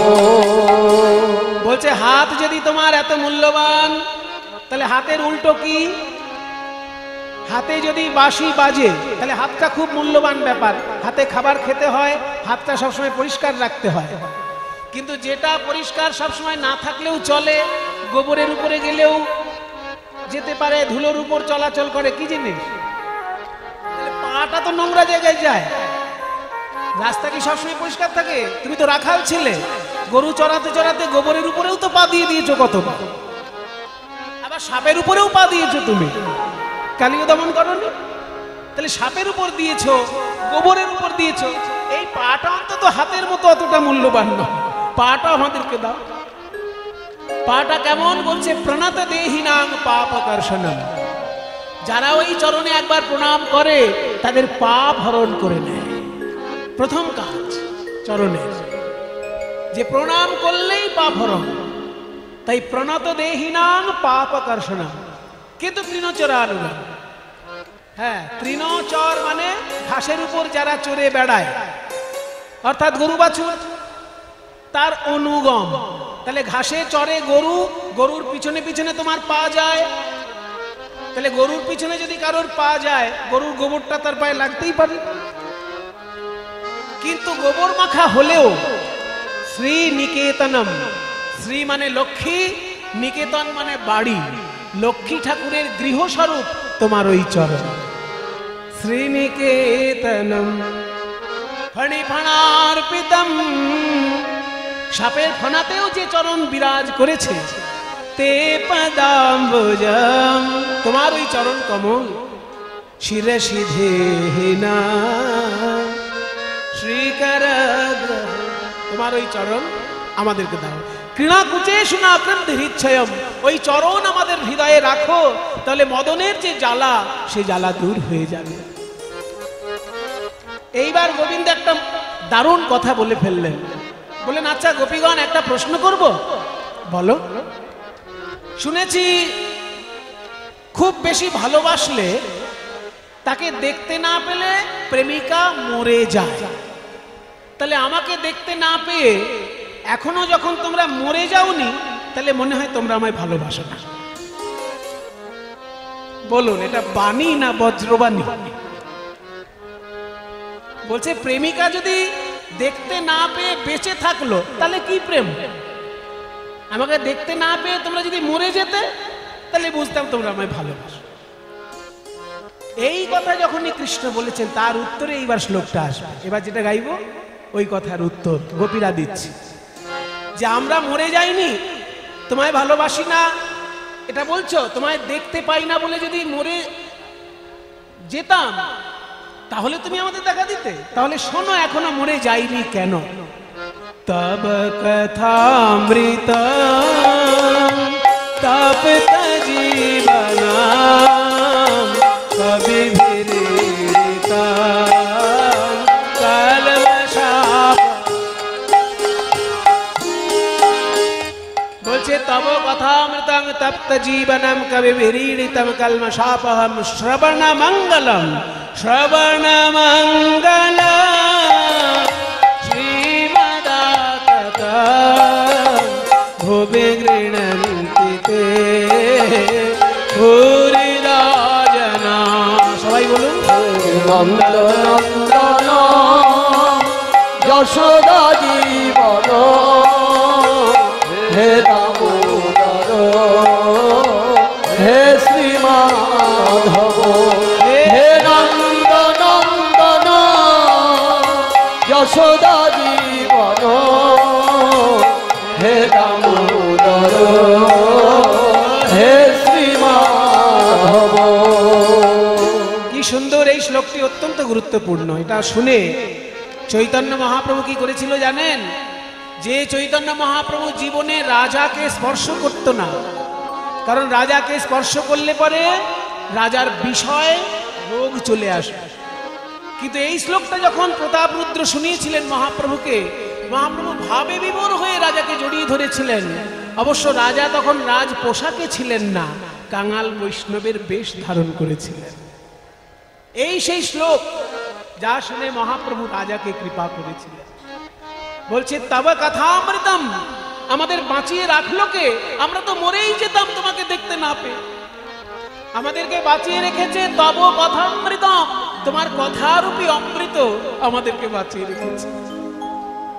তপ্ত জীবনম, তপ্ত মানে গরম, জীবন মানে জল। জীবন মানে যেমন প্রাণ হয়, এখানে আবার জীবন মানে জল, গরম জল। তাহলে কি তোমার কথা গরম জল? ওরকম মানে হবে না, মানেটা একটু ঘুরিয়ে ধরতে হবে। উত্তপ্ত মরুভূমিতে পথহারা পথিকের কাছে একটু জল যেমন প্রাণদায়ক, তেমনি সংসার মরুভূমিতে যারা পথ হারিয়েছে তাদের কাছে এই কৃষ্ণ কথার অমৃত প্রাণদায়ক। এইভাবে অর্থটা ধরতে হবে। তব কথামৃত তপ্ত জীবনম কবি বিরীড়িতা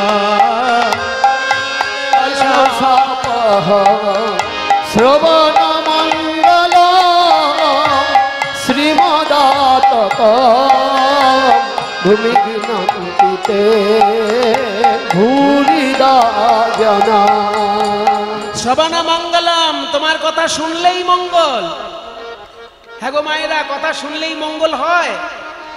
যদি মনে করুন আমি বলি যে তোমার শরীরটা রোগা হয়ে গেছে, ছানা খাও শরীর পুষ্ট হবে, ছানা খাও শরীর ভালো হবে, ছানা খাও শরীর ভালো হবে, এটা শুনে শুনে কারোর শরীর ভালো হবে? শোনার পর যদি ছানাটা খায় তবে শরীর ভালো হবে। কিন্তু হরি বলো হরি বলো হরি বলো ভাই, এটা শুনে যদি কেউ হরি নাও বলে, শুনলেই তার মঙ্গল হয়ে যায়। তাই বলছে হরি কথা এমন কথা যে বলতে না পারলেও শুনলেই মঙ্গল। শ্রবণ মঙ্গলম শ্রীমদাততম ভুবি গৃণন্তি তে ভূরিদা জনা। বলুন হে নন্দনন্দন যশোদা জীবন হে দামোদর হে শ্রীমাধব হে নন্দনন্দন যশোদা জীবন হে দামোদর হে শ্রীমাধব। অনেকগুলো শ্লোক আছে, আমি বেশ কয়েকটি গাইলাম আপনাদের কাছে। সম্পূর্ণটা আজকে আর গাইতে পারছি না, কারণ অনেকটা রাত্রি হয়েছে, সকাল হয়ে এসছে প্রায়। সেই জন্য যতটুকু পারলাম মহারাসের একটু রস সবাই মিলে আস্বাদন করলাম। এইবার যখন ব্রজগোপীগণ এইভাবে কাঁদছেন, তখন আর কি কৃষ্ণ থাকতে পারে? দেখা দিয়েছেন শ্রীকৃষ্ণ। যখনই দেখা দিয়েছেন, গোপীগণ বলছেন এইবার আমাদের মনোবাসনা পূর্ণ করো। একসঙ্গে তখন শুরু হলো নৃত্য গীত। শতকোটি গোপী লইয়া যশোদানন্দন আজ বৃন্দাবনে রাসলীলা কইল আরম্ভ। ওই বৃন্দাবনে রাসলীলা কইল আরম্ভ। দাঁড়াও দাঁড়াও দাঁড়াও, এরকম সবাই একসঙ্গে নাচলে হবে না, আলাদা আলাদা করে নাচতে হবে। কারণ একসঙ্গে নাচলে কে ভালো নাচছে কে মন্দ নাচছে বোঝা যাবে না, আলাদা করে নাচ। তাহলে কে আগে নাচবে? আমাদের রাধারানী আগে নাচবে, কারণ রাজকন্যা তো। রাজকন্যা যদি আগে নাচে, তার নাচ দেখে দেখে গোবিন্দ একটু শিখে যেতে পারে। তাই বলছে চাঁদ বদনী নাচো তো দেখি। এই বাজাও, যেমন বাজবে তেমন নাচ হবে। বাজাও তা তা থাইয়া থাইয়া তিনি কেটে নাকি ছিনি ঝা। তা তা থইয়া থইয়া তিনি কেটে নাক ঝিঝা, তা তা থইয়া থইয়া তিনি কেটে নাক ঝিঝা, তা তা থইয়া থইয়া তিনি কেটে নাক ঝিঝা। বাজাও তিনি কেটে নাক ঝিঝা, বাজাও তিনি কেটে নাক ঝিঝা, বাজাও তিনি কেটে নাক ঝিঝ, তিনি কেটে নাক ঝিঝ, তিনি কেটে নাক ঝিঝা।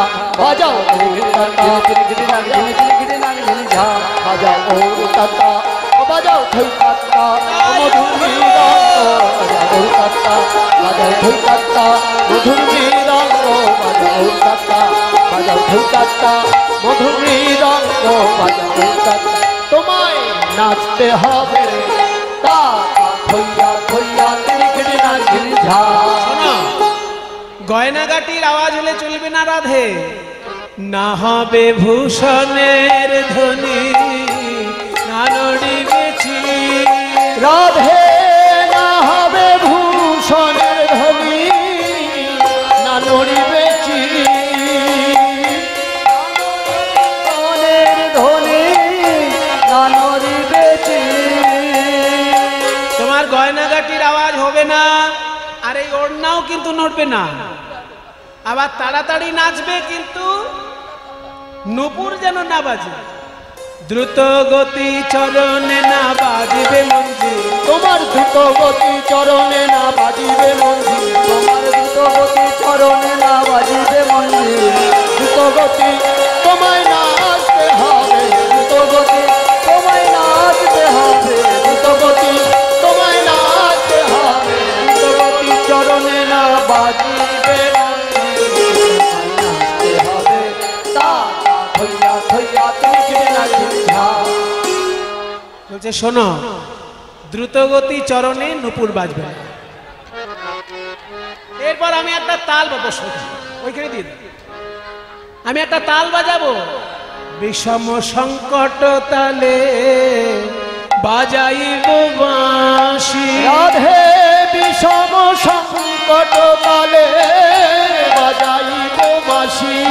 রাধে বিষম সংকট তাল তুমি জানো না? না জেনেই বলছো। যদি জানো তাহলে ফাঁক কত মাত্রা, তাল কত কি আছে বিন্যাস করে বলো। মানে উনি জানতে চাইছেন বিষম সংকট তালটা কেমন। তাহলে একবার দেখে নাও, বিষম সংকট তাল বাজা আমি গাইছি। এই দেখো, বিষম সংকট তালে বাজাইব বাঁশি। বুঝলে? বোঝো নাই? 1 2 3 4 5 6 7 এই পর্যন্ত একরকম। আবার 1 2 3 1 2 3 1 2 3 1 2 3 7 মাত্রা আর 12 মাত্রা মিলিয়ে একটা তাল। 7 আর 12 কত? কিন্তু 7 মাত্রাটা হবে মধ্য লয়ে, আর 12 মাত্রাটা হবে দ্রুত লয়ে। মধ্য লয় আর দ্রুত লয়ের মিলিত তাল। এ কখনোই সব শোনা যায় না গান বাজনা। গান বাজনা শোনা যায় যে একটা তাল মধ্য লয়ে, একটা মানে একটুখানি মধ্য লয়ে বাজলো আবার পরটা দ্রুত লয়ে, এরকম তো হয় না। কিন্তু এই তালটা ওই জন্য বিষম সংকট। প্রথমে মধ্য লয় আবার সঙ্গেই দ্রুত লয় দেওয়া আছে। বিষম সংকট তালে বাজাইব বাঁশি। 1 2 3 4 5 6 7 5 6 7 বাজাইব বাঁশি। বিষম সংকট তালে বাজাইব বাঁশি। ধনুরঙ্গ মাঝে নাচ বুঝিব প্রেয়সী। ধনুরঙ্গ মাঝে নাচ বুঝিব প্রেয়সী। আর ধনুরঙ্গের মাঝে একবার নাচো তো দেখি। ধনুরঙ্গ মাঝে একবার নাচতে হবে। একবার নাচো তো দেখি। ধনুরঙ্গ মাঝে নাচ বুঝিব প্রেয়সী। তোমায় নাচতে হবে তা থইয়া থইয়া তিনি খেতে লাগছেন ঝা। এরপরে আসছে দেনা পাওনা। যদি হেরে যাও রাধে, কেড়ে নেব তোমার অলংকার, কেড়ে নেব। হারিলে কাড়িয়া লব সরকা চুলি, রাধে হারিলে কাড়িয়া লব বেসরকা চুলি, হারিলে কাড়িয়া নেব বেসরকা চুলি, হারিলে কাড়িয়া লব বেসরকা চুলি। আর যদি জিতে যাও কি দেব জানো? এই যে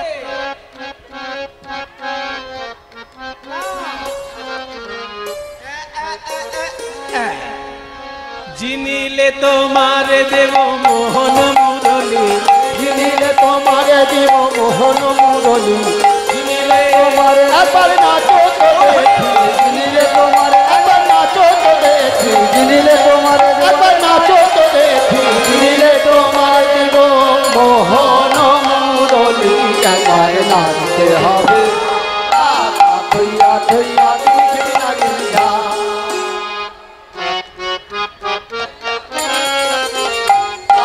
থইয়া থইয়া তুমি লাগেন ঝা।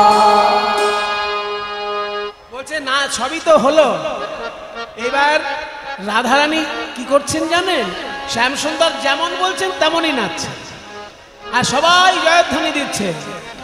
যেমন বলেন তেমন, যেমন বলে শ্যামনগর তেমনি নাচে রায়, যেমন বলে শ্যামনগর তেমনি নাচে রায়, যেমন বলে শ্যামনগর তেমনি নাচে রায়। এমন নাচ নাচছে রাধারানী, আমার তো বাঁশিটা চলে যাবে এবার। তাই বাঁশিটাকে লুকিয়ে রেখে, এই যে লুকিয়ে রেখে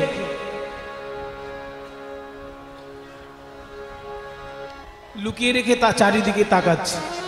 মুরলি লুকায়ে শ্যাম চারি পানে চায়, মুরলি লুকায়ে শ্যাম চারি পানে চায়, মুরলি লুকায়ে বুঝি বাঁশিটি গেল, মুরলি লুকায়ে বুঝি বাঁশিটি গেল, মুরলি লুকায়ে বুঝি বাঁশিটি গেল, মুরলি লুকায়ে শ্যাম চারি পানে যায়, বুঝি বাঁশিটি গেল।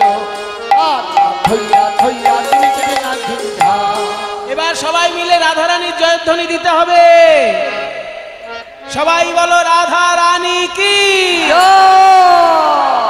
হলো না, এরকম নয়।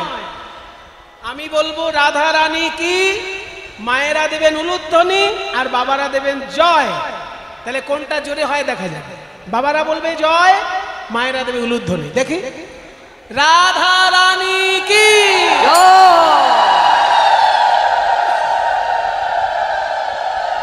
আস্তে আস্তে আস্তে। আসলে মায়েদের যা সংখ্যা তার তুলনায় বাবাদের সংখ্যাটা একটু কম দেখছি। আর তাছাড়াও মায়েরা তো উলুধ্বনি অনেকক্ষণ টেনে রাখছেন, আর বাবারা জয় বলে ছেড়ে দিচ্ছে, ওই জন্য বোঝা যাচ্ছে। তাই মায়েরা যতক্ষণ উলুধ্বনি টেনে রাখবেন, বাবারা ততক্ষণ জয় বলে টেনে রাখতে হবে, তবে ঠিক হবে। এবার চেষ্টা করুন বাবারা, একবার ভালো করে চেষ্টা করুন। মায়েরা যতক্ষণ টেনে রাখবে আপনারাও টেনে রাখবেন। বলো রাধা রানী কি জয়।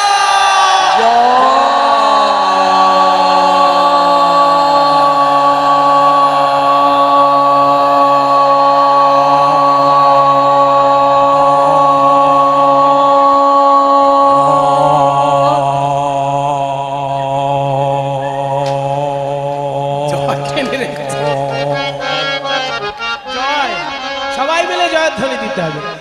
সবাই বলে রায়ের জয় নাগর হারিলে, সবাই বলে রায়ের জয় নাগর হারিলে, দুঃখিনী কহে গোপী মণ্ডলে হাসালে। এই উঠে পড়লে কেন? এখনো একটা নাচ বাকি আছে। বসো বসো, আসবেন না, আসলে আসবেন না, বসুন। এখনো নয়, আর একটা গান বাকি আছে। এবার কৃষ্ণের নাচ বাকি আছে। বাঁকা শ্যাম তোমাকে নাচতে হবে, শ্যাম তোমাকে নাচতে হবে, द्रिगे दा खेता थोगर नाग झने झा द्रिगे ना खेता थोगर नाग झने झा द्रिगे ना खेता थोगर नाग झने झा बाजे थोगर नाग झने झा बाजाओ थोगर नाग झने झा बाजाओ थोगर नाग झने झा बाजाओ थोगर नाग झने झा बाजाओ थोगर नाग झने थोगर नाग झने झा थोगर नाग झने थोगर नाग झने थोगर नाग झने झा द्रिगे दा झेना खेता थोगर नाग झने झा द्रिगे दा झेना खेता थोगर नाग झने झा द्रिगे दा झेना खेता थोगर नाग झने झा শোনো স্যার আস্তে আস্তে তোমার গন্ড মুন্ড নড়বে না গন্ড মানে গাল মুন্ড মানে মাথা নড়বে না না নড়িবে গন্ড মুন্ড নুপুরের কড়া তোমার না নড়িবে গন্ড মুন্ড নুপুরের কড়া না নড়িবে গন্ড মুন্ড নুপুরের কড়া আরো নড়বে না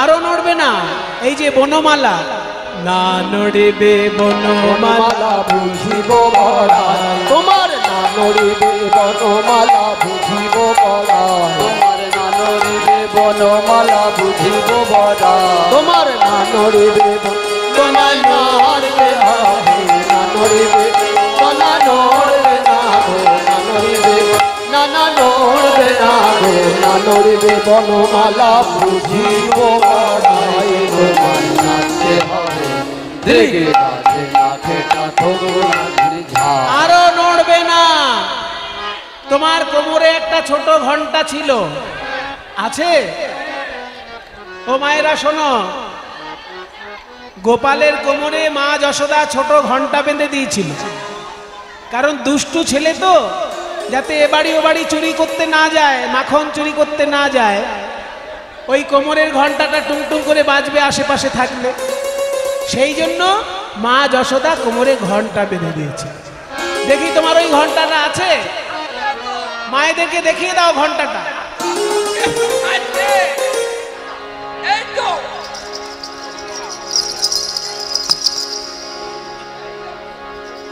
না নড়িবে ক্ষুদ্র ঘন্টে শ্রবণের কুণ্ডা তোমার না নড়িবে ক্ষুদ্র শ্রবণের কুণ্ডা না নড়িবে ক্ষুদ্র ঘন্টি শ্রবণের কুণ্ড আবার না নড়িবে নাসার মতে নয়নের কর তোমার না নড়িবে না সর্বতী নয়নের কর তোমার না নড়িবে না তোমায় নাচতে হবে না নড়িবে না তোমায় নাচতে হবে না নড়িবে না তোমায় নাচতে হবে না নড়িবে না সর্বতী নয়নের ফল তোমায় নাচতে হবে দ্রিগে নাচে না খেটা থোগো নাচনি ঝা তুমি যেমন বিষম সংকট তাল বলেছিলে আমরাও একটা তাল বলবো সেই তালে তোমায় নাচতে হবে সেই তালটার নাম হচ্ছে উদ্ভট্ট তাল উদ্ভট্ট তালেতে যদি হারো বনমালী উদ্ভট্ট তালেতে যদি হারো বনমালী উদ্ভট্ট তাল উদ্ভট্ট তালেতে যদি হারো বনমালী উদ্ভট্ট তালেতে যদি হারো বনমালী যদি হেরে যাও তোমার চূড়া আর বাঁশি কেড়ে নেব চূড়া বাঁশি কেড়ে লব দেব করো তালি হাততালি বাঁশি কেড়ে লব দিব করো তালি তোমার চূড়া বাঁশি কেড়ে নেব দিব করো তালি তোমার চূড়া বাঁশি কেড়ে তোমায় চূড়া বাঁশি কেড়ে তোমায় নাচতে হবে চূড়া বাঁশি তোমায় নাচতে হবে চূড়া বাঁশি কেড়ে লব দিব করো তালি